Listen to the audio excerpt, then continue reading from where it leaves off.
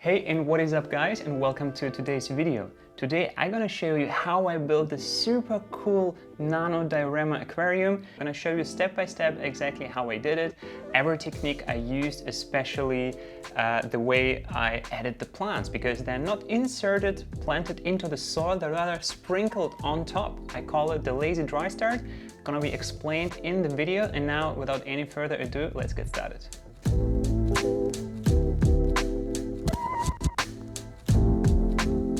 So for today's build, we are using a UNS 20C aquarium, which is a 20 by 20 by 20 centimeter cube. It's a lovely size, and we're going to create a small diorama. For this, I have two types of soil, regular type and powder. Then I'm gonna use the Vio Jade stone, which is a greenish stone. It is inert, so not gonna affect the water parameters, which is super nice. First time using the stone, so let's see how that goes. I have the green accent from Vio, so thanks for Vio for providing all these products. UNS, main sponsor of this video. And yeah, I would say without any further ado, let's get started. For this, gonna use, I don't know how much that is, 1 liter or 2 liters of regular size soil. So this gives us already a nice foundation. You can see here from the side it's quite low in the front and goes up all the way to the back. Using my paintbrush here, one of my favorite tools. By the way, for the tools we have tweezers and a scissor here, and haven't mentioned in the beginning we have some carpeting plants, mainly the Micranthemum tweedii former Monte Carlo. Which is going to be the main carpet. I'm going to do the lazy dry start method, which is super easy. Literally everyone can replicate it to achieve a beautiful carpet with this plant. And then I have some Eleocharis pusillamini for, you know, some details here and there. Now let's open the bag with the Vio Jade stone and have a look inside.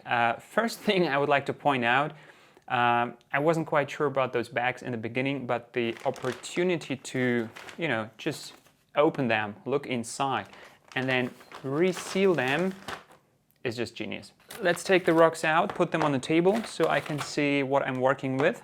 And yeah, that's it. We have some tiny little pieces. We can save them for decorating the sand path. Gonna just put them here to the green accent cup. Okay, let's put the bag aside and have a look at the stone. So basically for me, the first time seeing this rock in person, it's cool. A lot of texture, the green color is definitely unique. I think it's gonna give a nice contrast, and I think it should instantly look aged, you know, this green patina on the stones. I would say this bag for the small size, it's 10 out of 10. So you have a really big one, you have some small stones, so it's a good selection. So good job, Vio. Now let's get to this scape. How is it gonna work to build a diorama in here, which is super easy and everyone can replicate the same process. I've done that before. Here I am doing it again to show you it is so easy to replicate. I'm gonna start, you know, with the larger stones in the front. So yeah, let's maybe use the biggest one. Let's look for its nicest side. This one looks great. So basically what I want is, you know, a lot of diagonal lines in the middle, sort of overlapping a little bit. But you see, sometimes even I need a little time to figure out which way to position the stone inside the aquarium. Never mind, let's try it this way, and you're here with me. I'm figuring it out in the moment as I'm doing it. So number 1 is in. Let's look for a second one. This one looks great. Gonna put it slightly behind, so we have already this structure where they, you know, one after another. It is gonna help build the sand path in the middle. Okay. Working my way from the front to the back, but now I want something here in the front and something tiny over there. So for that, I think a small flat stone with nice outline. This one has a little bit of a white color on it, so I'm gonna use this one purposely in the back as it kind of mimics snow at the top of the mountains. So let's maybe use this one in the front corner here to give it a little bit more depth. For now, not sure if it's gonna stay here like this. I will be able to fill up the gap over there with a powder type soil from the back. Now something for here, what would be an appropriate size rock? Yeah, let's take this one. Let me check from the front. Yeah, a little bit flat. It's good that I checked. Always check from the front, but this is the way you would usually build an aquarium. I just try my best to do it from the back for you guys so you can see what is happening inside. So we have those 3 stones in. This one doesn't count. This is just, you know, for balancing things out. And yeah, now here in the back, just another one. This one has an interesting structure. Which way am I gonna use it? Like this, maybe? I'm gonna use the flat side here against the wall, as this will allow me to build up height behind it. And if I check from the front, beautifully leads up to the back. Okay, cool. Now another one to the other side. I mentioned using this one with the white tip, but I think I will have to fill up some soil first. Now let's add in the powder type soil and build some height in the back. So from time to time it's necessary for me to check from the front if all the rocks are pointing in the right direction. And yeah, it looks good. I think, yeah, let me check one more time. This is the sand pan. Needs something small in the back there, but maybe I have here this flat stone, so maybe I can incorporate this one properly. Just going to put it like this to the back. The rest we're going to fix with sand and plants, you know, to narrow down the path in the middle. Okay, to the front, more details. We have the green details here to sprinkle around. I think the foreground we can keep as it is. So let's just cover up everything with powder soil.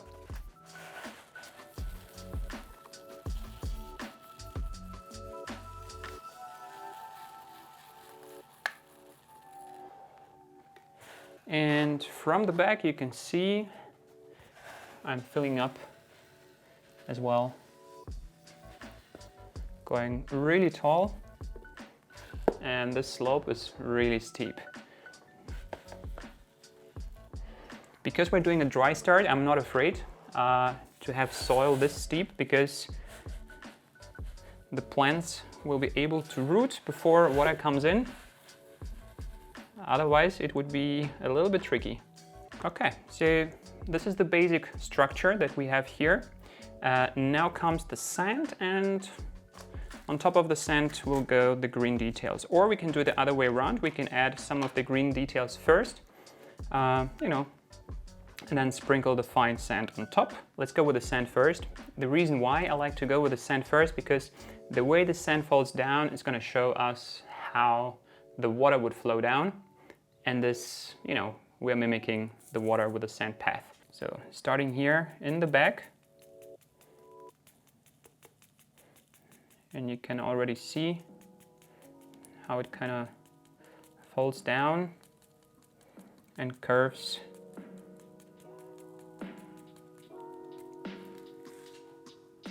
Okay, so this is the sand path. I think it works. Let me check. Yeah.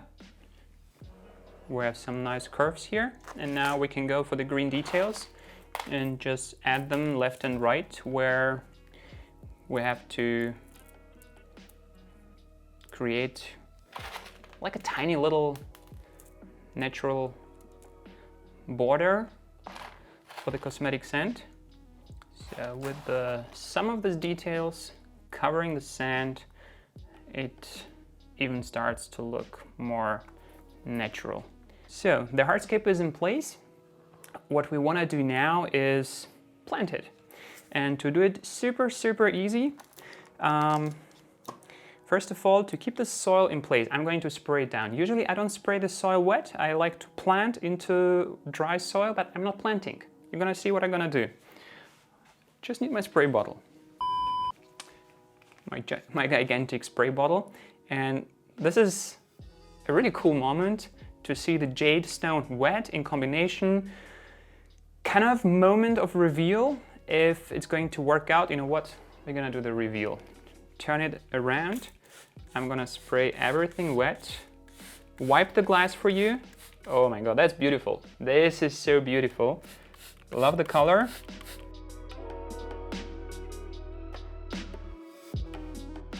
I think it's beautiful. It already now looks kind of aged, you know, because the stone is like gray, blue, greenish, and it looks as if it already has a patina. And like I said, all the rocks were built like this, you know, one after another, overlapping a little bit, going slightly to that corner, kind of leading towards here. Everything is in parallel lines, so you can see from the top, you know. So all rocks are in parallel lines on left and right side. And yeah, added the details in every curve, the sand, moistured everything. That looks cool, I like it. So now to the planting part. Okay, I told you we're gonna use dry start method, and it's gonna be the lazy dry start method. So let me just briefly move the tank to the side so I can show you how it's gonna work. If I drop it, it's game over, but I didn't. Okay, so let's have the container here. Here is the Tweedy Eye.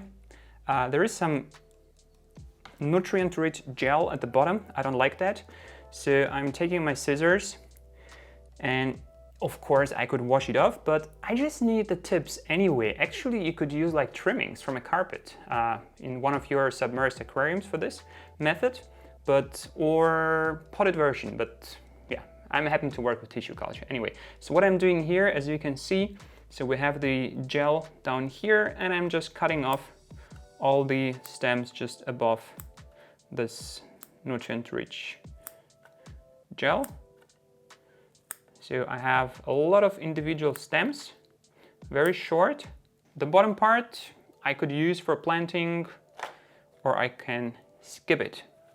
So I have them in here. Let's give them a little shake. This tiny amount is going to be enough to plant this tiny aquarium, because we have the sand path. We don't have to cover the sand path, and we have a little bit of the hairgrass. So let's bring the tank back. So here we have it, the UNS 20C with this beautiful jade stone diorama composition inside. And now comes the lazy dry start.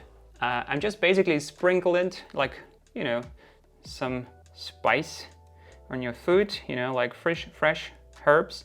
Just sprinkle it all over the soil, and trust me, it is going to root on its own. You don't have to plant the Monte Carlo, just spread it evenly. Try to not to have too many layers, like in a one thin layer, if that makes sense. This way the stems are going to root much quicker, and I'm going to show you the process, how they root in the follow-up video. By the way, if you want to see follow-up videos on all the builds on my channel, make sure you're subscribed. So let's put a tiny portion here. You know what? In the back, I'm gonna use hairgrass on purpose, because it has the smaller texture. So I'm just using my tweezers to distribute the cuttings evenly on the soil areas. But as you can see, I just put them on top. What I like about this method, I'm not disturbing the soil, so I have perfectly flat soil surfaces. While I'm doing it, let me basically explain to you how this method works. So I'm gonna start the aquarium as a dry start, which means maintain wet conditions. and the plant understands it has no substrate, it has been, you know, trimmed off, and because it wants to survive, it's gonna grow roots based from the stored nutrients inside the plant. And those roots are growing vertically perfectly down because they know the light is up, so the soil is down. They have like a built-in compass. And once the roots are in the substrate, they're going to pull down the plant towards the substrate, and what looks kind of fluffy and, you know, loose as of right now, the roots are going to level out everything and make it perfectly flat. And what is important is not to damage those stems. So be very careful not to squeeze them, because if you press them, it's gonna cause damage, and this can increase the risk of melting, and you want to avoid that. Ideally, you're using a potted version of the Micranthemum tweedii for this technique. It is more robust, it has more nutrients stored compared to the tissue culture plant I'm using, but I've done that before and the tissue culture works as well. But just saying, potted version is a little bit easier in my opinion, as it has more nutrients stored. Now I can use the spray and adjust it to make it a little bit stronger, you know, so it is more pointy in the way it sprays. And by spraying on the plant, I'm pushing it towards the substrate a little bit.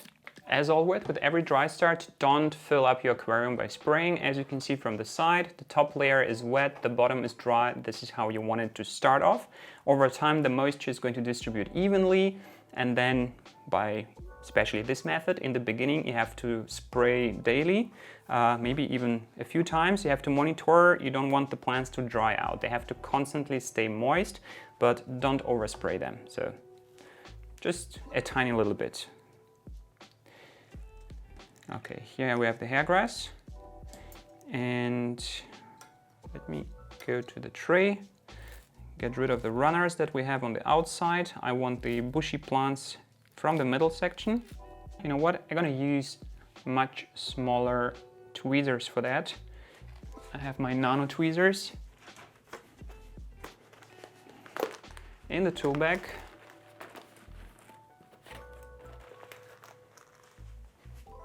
And I see the front glass is wet again, so let me clean that for you.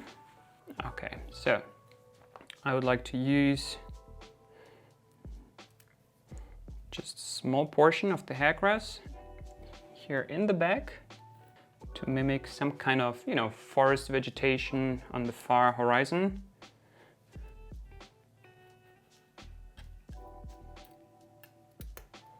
So let's add some more behind the rocks there. Yeah, that's it. They're in the back. I don't want too much of it in the back. We can use a little bit more in the foreground. You know, like I said, for just some variation and contrast. So really, this is it. Just a few portions in the front. And what I see here in the back, we lost some detail. Let me turn it around for you. Here in the rear corner, we lost some sand detail, as I want the sand to go all the way in the corner for that, you know, few that it goes to the back. Let's call it the final detailing. Okay, so I'm going to run the dry start. Dry start means cling film on top. Do I have my cling film here? No. Gonna get it in a second and wrap it with a cling film, and then I'm gonna bring it into the gallery. I've been asked in the previous videos like which light I would recommend for a small setup like this. Basically any small nano size light will work. Just for the demonstration purpose, I got one here, which I think is quite cool. Let me show you.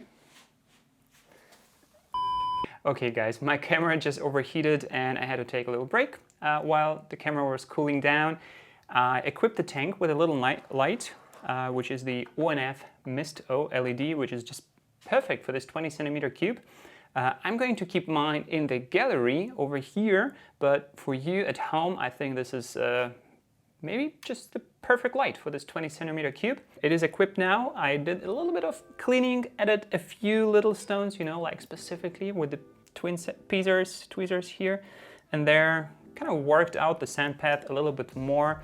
Also, the sand path over here, I would call is work in progress, like literally all the time. The plants are going to grow in, the stones are going to crumble down, and you will be constantly cleaning it, at least once the water is in. During the dry start, you don't really have to worry about. However, there's one portion I'm specifically worried about, and this is this really steep section up here at the hill. There is a trick how you can secure a sand portion like this, and this is liquid super glue. It has to be cyanoacrylate based super glue, and it has to be really liquid because only then it's going to be soaked up completely. Basically the same stuff you use for gluing rocks with a cotton pad. So, and if you take a closer look over here, I'm going to just cover this section, not the top section, but the vertical section with a little bit of glue, and this is hopefully going to keep the sand in place. Okay, I don't want to do too much stuff with the super glue because, yeah, maybe, you know, I will change my mind, but I find it really helpful to use this precision nozzle. By the way, liquid super glue and the precision nozzle, you will find links down in the description below. Everything I use today, links in the description. If you don't use a precision nozzle, you're gonna end up using much more super glue, and you might end up having it on top of the stones, which gonna create a shiny effect, which I don't really like. So here we have it, the final result. It is planted, the sand is secured. I could hammer it with the tweezers, it shouldn't move anywhere, but we only gonna see really when the water is filled. Okay guys, now that you made it to the end of the video, I'm gonna show you how the plants already started rooting, because by the time I'm recording this outro, this aquarium has been running for 2 or 3 days, I'm not sure, in the dry start. So check out here on the side, we see the first roots already growing into the soil, and I guess just the next couple of days, many more are going to follow. Guys, and if you want to see how this aquarium is going to look in about 4-6 weeks from now, make sure to subscribe to my channel and click this video next to see a similar build at the same development in 4 to 6 weeks. So a little preview, kind of.